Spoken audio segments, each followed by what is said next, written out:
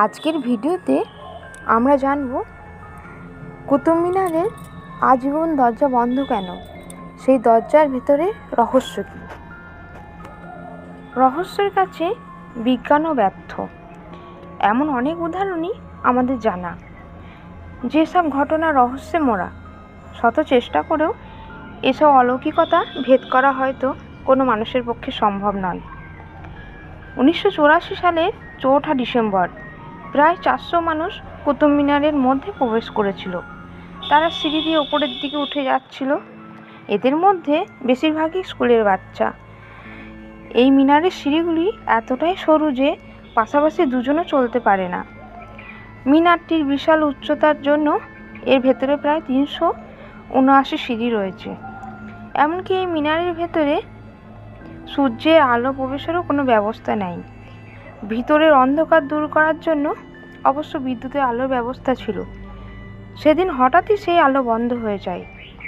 অন্ধকারে সমস্ত মানুষ আতঙ্কিত হয়ে পড়ে, নিচের দিকে নামার জন্যে ছোটাছুটি শুরু করে। এদিকে সিঁড়িগুলি ছোট হওয়ায় নিচে নামা সম্ভব ছিল না। এতে প্রায় 45 জন মানুষ মারা যায়, যার মধ্যে বেশিরভাগই ছিল স্কুলের বাচ্চা। এরপর থেকেই কুতুব মিনারের ভেতরে প্রবেশ করা বন্ধ করে দেওয়া হয়। যতবারই এই দরজাটি খোলার চেষ্টা করা হয়েছে, ততবারই কোনো না কোনো অঘটন ঘটেছে, আর সেই জন্য এটিকে সরকারিভাবে বন্ধ করে দেওয়ার সিদ্ধান্ত নেওয়া হয়। আজও রাতের বেলা এখানে অলৌকিক শক্তি ঘোরাফেরা করে বলে অনেকের দাবি। কুতুব মিনার প্রায় 900 বছর পুরনো। অনেকেই বলেন দুর্ঘটনায় মারা যাওয়া মৃত ব্যক্তিদের আত্মা আজও সেখানে ঘুরে বেড়ায়। কিছু মানুষ যারা এর আগে এই মিনারের ভেতর প্রবেশ করেছিলেন, তারাও দাবি করেন এই মিনারে অলৌকিক শক্তির অস্তিত্ব রয়েছে।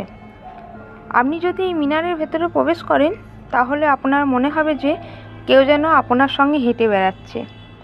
এখানকার প্রশাসন আজও বলে থাকে এর ভেতরে কোনো রকম নিরাপত্তা নেই, তাই এই দরজাটিকে বন্ধ রাখাই ভালো। তাহলে কি সত্যিই ভৌতিকতার কারণে বন্ধ করে দেওয়া হয়েছে? এই প্রশ্নের উত্তর জানে না কেউ।